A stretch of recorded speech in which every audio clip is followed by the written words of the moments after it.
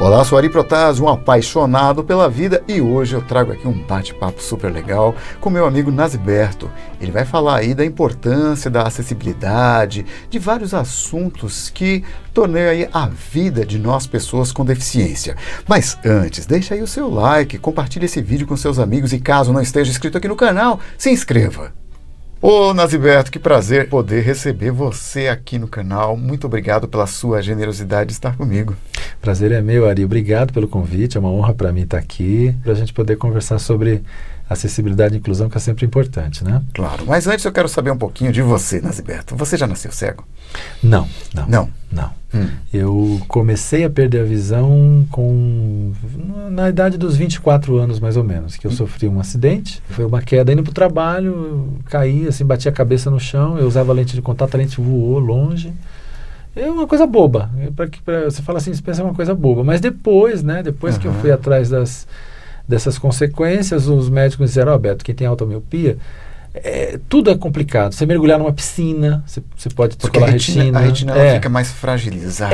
Me explicaram que parece, Ari, você sabe uma bola de capotão? Tá. Você tem noção do que é uma bola de capotão? Sim. Então você tem o couro por fora e você tem aquela borracha por dentro que quando ela vai esticando, vai enchendo a bola. Isso. E quanto mais você enche aquela bola, mais vai ficando fina aquela borracha. Então ele disse, olha, a retina de uma pessoa automíope é assim, é uma borracha super esticada, que qualquer pancada, qualquer trauma pode rasgar. E foi o que aconteceu com a minha. Rasgou, né? E aí tentamos corrigir, mas aí vai aqui, vai ali. Eu fiz 8 cirurgias. No total, 7 cirurgias tentando corrigir. Certo. E aí começou a afetar o outro olho também, né? E, na verdade, assim, eu falo para todo mundo que eu passei por todas as fases da deficiência visual. Então, eu fiquei com monocular a primeira vez, né? Porque foi num olho só. Mas depois afetou a outra vista. E eu fiquei com baixa visão, porque a correção da outra vista foi muito fraca. Então eu fiquei com baixa visão, monocular, até quando deu glaucoma, e aí foi quando perdeu tudo. Na época que você sofreu essa queda, você trabalhava com o quê? Eu trabalhava com informática. Informática? Eu era analista de sistemas. E você estava cursando faculdade, já tinha acabado? Estava fazendo faculdade também de análise de sistemas, né? Ah, você fez análise de sistemas? Eu fazia, era tudo visual, né, Ari? Sim. Eu lidava com tudo visual. Inclusive, eu sou anterior ao Windows, né? Foi impressionante. Quando eu voltei para o trabalho, depois de algumas cirurgias, que eu tentei trabalhar de novo, surgiu a primeira tela do Windows. Porque a gente trabalhava com aquele visor monocromático, lembra? Aquele verde, fósforo verde. Já me falaram sobre Você ficava com o olho lacrimejando de olhar para aquilo? Sim, ardia, né? E aí, quando eu voltei para o trabalho, os caras disseram, cara, tem uma tela lá com Windows, colorido, tela colorida de computador. Não acredito, mas jura? E vamos lá ver, eu quis ver. Então eu tive assim, eu tive a sorte de conseguir ver de relance a primeira tela do Windows, com aquelas figurinhas da impressora e tal. Entendi, mas você já estava com, ali você já estava com já baixa visão. Já estava com super baixa visão, com 5% menos, né? Poxa. Então, mas eu tive o privilégio de ver a telinha do Windows. E você chegou a concluir a faculdade Parei. Né? Você parou? Parei sistemas. E aí foi aquele período do luto, né? Fiquei bastante complicado quando a visão se foi total. E fiquei alguns anos nessa história. E quando eu voltei a querer sair para a vida, para o mundo, aquela coisa toda, eu resolvi explorar uma coisa que em mim já tinha assim, vamos dizer assim, algum caminho, que era a psicologia. Porque quando eu fiz colégio, olha só, quando eu fiz colégio, a matéria que eu mais... Engraçado que eu estava fazendo colégio de informática. E a matéria que eu mais gostava era psicologia. Tinha alguma coisa diferente aí. E aí, depois quando eu voltei para a vida, né, para o mundo normal, eu falei, olha, eu acho que eu vou explorar esse lado aí. E eu fui fazer e adorei, né? Adorei fazer, gostei. E aí você se formou? Me formei psicólogo, isso em 2002, né? Pela São Marcos? Pela São Marcos. E aí eu quis continuar os estudos, fui fazer especialização em psicologia psicanalítica, né? Fui enveredando por essas áreas aí. Tá. E o que te motivou ser aí um ativista pelos direitos da pessoa com deficiência? Não tem como escapar. Negar isso é complicado. Hoje tem o termo, isentão a isso também, não dá, Ari, porque a coisa te afeta de um modo. Eu percebo que tem pessoas que parece que não se afetam. Quando eu cheguei na São Marcos, por exemplo, Eu sempre adorei ler. Fui na biblioteca, falei para o rapaz assim, quantos livros tem nessa biblioteca? Ele falou, tem 120 mil títulos. Opa! 120 mil títulos. Falei, tá bom, eu sou cego, eu queria saber quais você tem adaptado aí. Porque na época eu já mexia com computador, eu já tinha passado pelo DOSVox, né? Rede Saci, toda aquela coisa de leitor de tela iniciando, né? Entendi. Ainda não tinha nem o Virtual Vision, que foi o primeiro que surgiu no Brasil. A gente tinha um leitor, tinha lá o DOSVox, que fazia alguma coisa. E eu falei para ele, eu quero saber quantos você tem que eu posso ler no meu computador. Ele falou, nenhum. Poxa. Falei, de 120 mil livros, você não tem nenhum? Eu falei, quantos você tem só de psicologia? 40 mil. E o que você tem para cego? Ele falou, tem uma Constituição. Tem uma Constituição aqui, não a de 88, a anterior, em Braille. Tudo bem, falei, tá, eu vou fazer o que com isso? E, primeiro que eu não sabia ler Braille, né? Eu vou estudar aqui como, né? Ele falou, olha... E aí eu já conhecia um pouquinho de leis, já fui atrás de leis, porque aí começa, né? Naziberto, o que é acessibilidade para você? Eu digo que acessibilidade é aquilo que vai encontrar todo mundo amanhã. Porque quando dizem para mim que acessibilidade é para cego, para surdo, para cadeirante, eu falo, não, acessibilidade é para o ser humano, né? Para todo ser humano, mais cedo ou mais tarde. Para nós, ela é importante hoje, agora. Eu queria que você me falasse um pouco sobre o guia legal. Cara, meu nome é Naziberto, né? Então, o Nazi tem alguma coisa que me puxa aí para a história da coisa do lado ruim, que eu só falo para todo mundo. Eu sou Naziberto, eu sou Nazi quando eu estou nervoso e eu sou Beto quando eu estou tranquilo. E aí, quando eu cheguei na faculdade, que não tinha nada, a primeira coisa que eu fui ver era se tinha outras pessoas cegas por lá. E tinha, porque a São Marcos era do lado do Instituto Padre Chico. E as pessoas, os cegos do Padre Chico, estudavam muito lá, com bolsa de estudos. Então eles faziam uma engana que eu gosto. Eles falavam assim, bom, vocês não pagam, mas também não levam. Sabe, tipo, mulher bonita na feira? Sim. Mulher bonita não paga, mas também não leva. Então eles deixavam os cegos do Padre Chico estudar ali, mas eles que se virassem com as coisas. Que nem, por exemplo, eu tinha um amigo que estudava direito lá, ele morava no Padre Chico era um internato, né? E eu falava assim, fulano, mas como é que você faz para ler os livros de direito? Ele falou, olha, eu levo tudo lá para o Padre Chico, as freiras gravam tudo para mim, e ou gravam ou passam para o Braille para mim.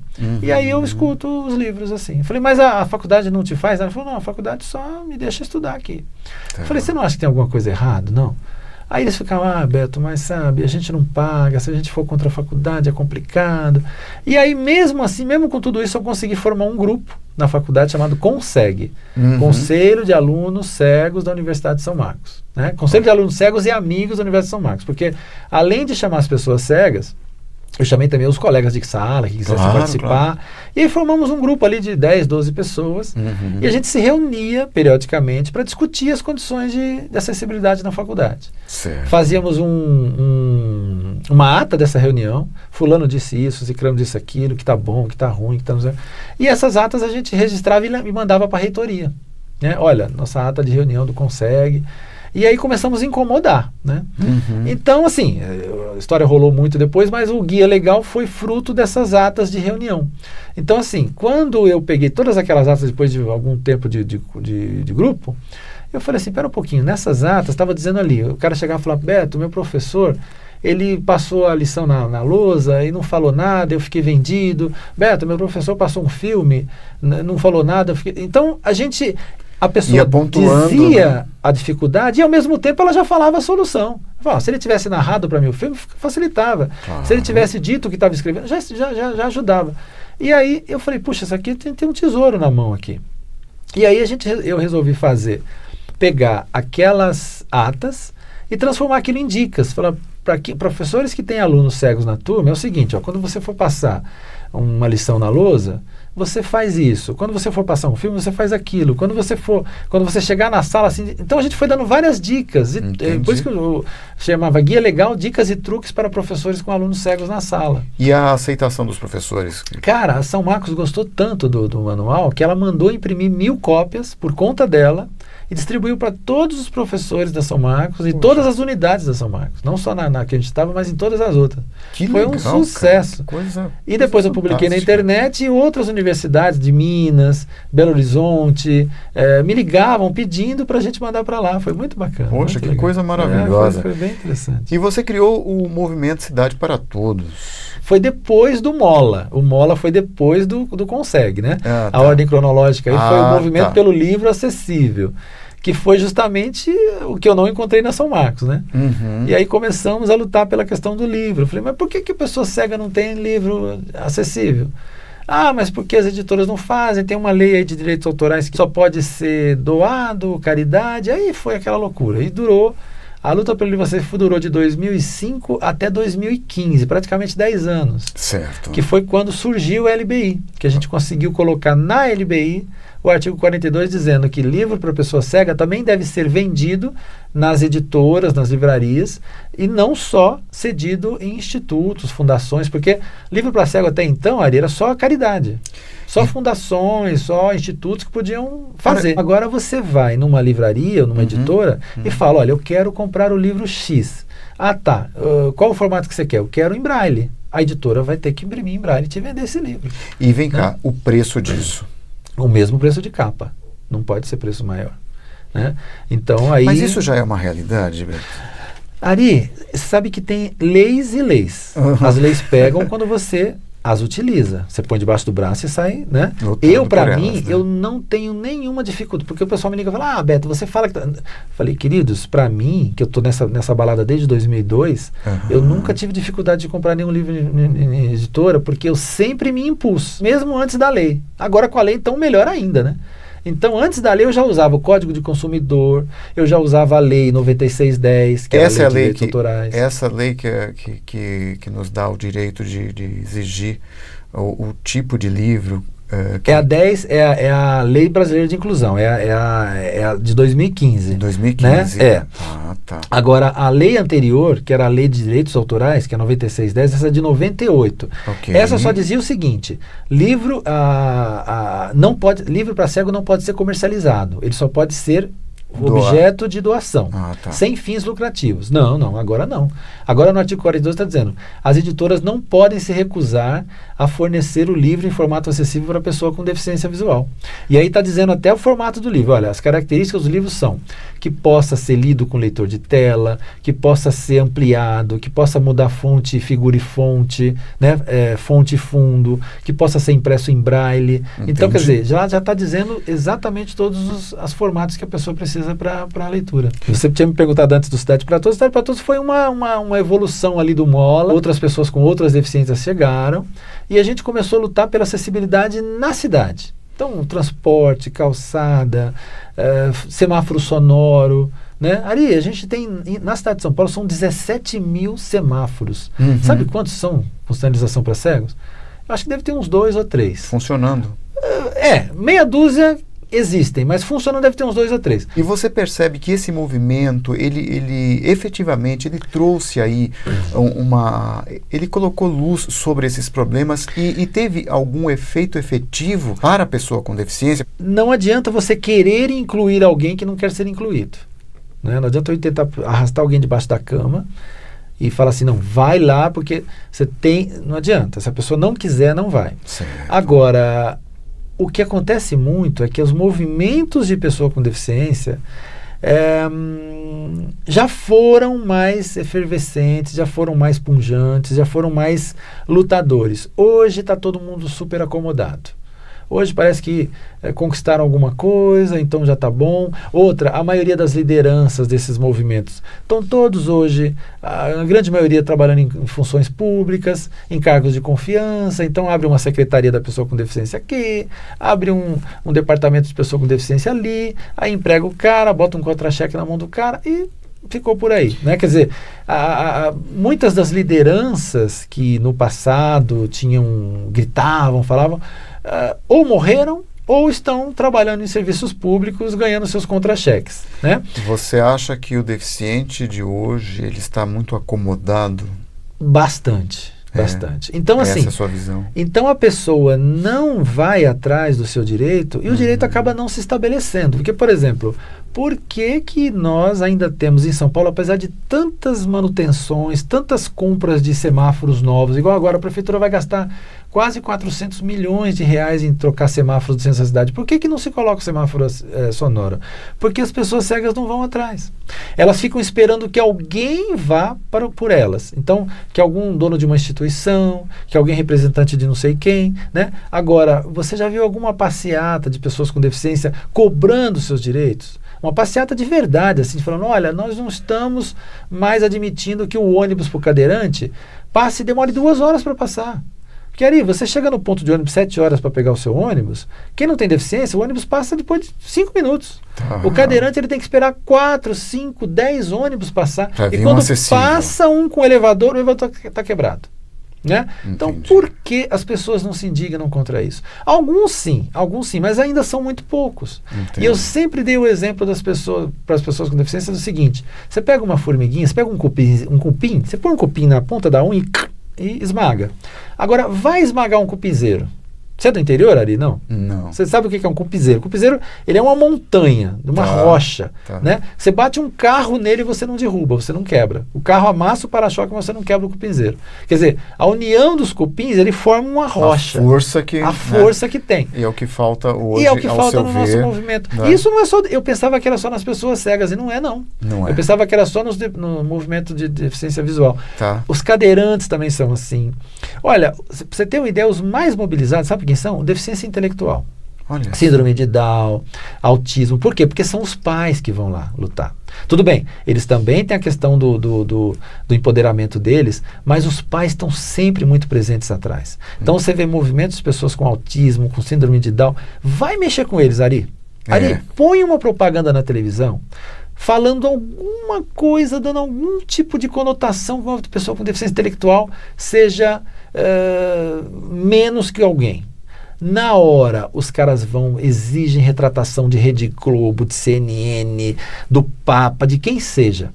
Agora, você quer um exemplo? Essa última novela que passou, que eu não vou lembrar o nome agora, que tinha o Antônio Fagundes, que ele foi ficando cego, lembra? A moça foi fazendo lá, botando lá um remédio no suco dele, ele foi perdendo a visão. A moça casou com ele porque ela tinha interesse nele, na fortuna dele. Ele ficou cego, né? Ela levava o amante para casa, sentava no colo do amante e ficava conversando com o Antônio Fagundes sentado na cadeira do outro lado. E o cara não percebia que tinha um cara ali, um terceiro na sala.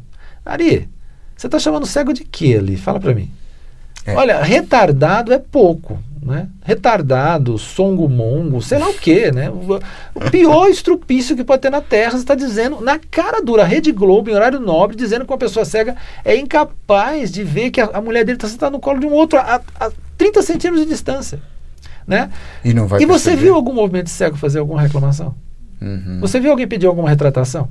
Não pede. Então, assim, esse comodismo, essa passividade, para mim, me incomoda. Então, eu não consigo ficar parado. Então, eu falo, pessoal, a gente precisa fazer alguma coisa, a gente precisa reclamar conjuntamente, a nossa voz junta soa mais alto, né? Que é o nosso slogan agora na rádio Reclame Acessibilidade. Reclame Acessibilidade. O megafone do consumidor com deficiência. Aqui a sua voz é mais forte. Quer dizer, quando você tem mais gente reclamando, mais gente falando, a voz é melhor ouvida, né? Entendi. A voz fica mais alta, o som fica mais alto. Você teve agora no dia 20 de agosto uma audiência pública no Senado Federal. Do Senado Federal. Apoiado pela nossa senadora Mara Gabrilli, né? Sim. Eu queria saber quais foram as empresas que tiveram lá e se essa audiência já trouxe alguma luz para toda essa situação. Então, Ari, antes de responder essa pergunta, eu vou fazer um histórico de por que isso surgiu, a questão do Reclame Acessibilidade, que começou como cego consumidor. Eu comecei a falar assim, Mara,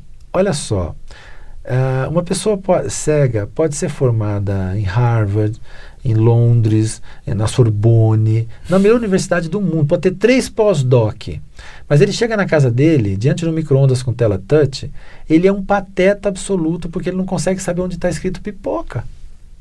Se ele não tiver um monte de adesivo ligado naquele micro-ondas, um monte de borrachinha, um monte de silicone colado ali para ele saber, ou então um monte de braille, ele não vai saber que aquela tecla é pipoca. E hoje não é nem mais tecla, né, Ari? São funções. Sim. Então hoje você tem, o micro-ondas ele tem uma telinha, uma tela de cristal líquido, que você aperta, ela é uma tela de LED, aliás, que já foi, é uma tela de LED, que você aperta um botão e ele aparece assim, o que você deseja fazer? Você deseja descongelar, você quer fritar pipoca, né? Então são funções e que pra gente não tem nenhuma função se você não tiver uma voz para falar isso para você, ou se você não tiver um jeito de fazer isso. Por exemplo, o que hoje já surgiu nos Estados Unidos, ou foi na China, por exemplo, que você tem um micro-ondas que interage com um Bluetooth por meio via celular. Então você tem um aplicativo no celular, você aciona aquele aplicativo e você aciona, eu quero cozinhar esse alimento durante 30 minutos na potência 10. Tá. Pum, você aciona aqui e o micro-ondas começa a funcionar lá. E o celular é super acessível. Sim, sim. Então, quer dizer, você tendo acessibilidade no celular, você controla o micro-ondas. Já tem máquina de lavar da Bosch na Alemanha que faz a mesma coisa. Né? Então, por que os fabricantes brasileiros ainda não fazem isso? E aí eu ficava provocando ela, falei, Mara, a LBI está clara. Hoje, o desenho universal deve ser o padrão. E o que não for o padrão do desenho universal deve ter adaptações razoáveis. Então a gente precisa cobrar da nossa indústria nacional acessibilidade, pelo menos na linha branca e linha marrom. Linha branca, Ari, é geladeira, fogão, micro-ondas, máquina de lavar. Linha marrom é televisão, aparelho de som, eletroeletrônicos, né? E eu falei, no mínimo tem que ter isso. Por exemplo, já estão chegando algumas televisões aí com acessibilidade. A TCL já tem o Android, a Samsung já tem a guia de voz, né? Isso os celulares, então, dão de 10, né? Entendi. E aí, a gente, provoquei, ela falou, Beto, eu falei, a gente podia fazer uma audiência pública lá em Brasília, chamar os fabricantes para falar isso para eles. Beleza, ela topou, chamou a audiência pública, e lá, você me perguntou quem participou dessa audiência. O representante de uma empresa chamada Eletros. Essa Eletros é uma associação onde agrega todos os fabricantes praticamente todos, que ele falou que eles englobam 95% do mercado da indústria de linha branca e linha marrom. Então tá todo mundo lá, Brastemp, LG, Electrolux, Consul, Philco, todos lá. Entendi. E ele foi conversar com a gente lá, falou que reconhece o problema, mas blá blá, e parou naquilo. Né? Tá. E eu mostrei os vídeos para ele, que nós já estávamos com o canal no ar. Eles ficaram impressionados com os vídeos. Eu falei, nós estamos dando um coaching de graça para vocês aí. Nós não estamos falando mal da Brastemp, da Electrolux, da Consul. Nós estamos dizendo, aliás, muito pelo contrário, nós estamos comprando esses produtos há muitos anos. O que nós queremos é interagir, é poder usá-los com plenitude, como todo mundo usa. Porque, Ari, hoje a geladeira tem tela touch. Tem. A geladeira tem tela touch para quê? Você fala, pô, mas geladeira é só para abrir e fechar. Não.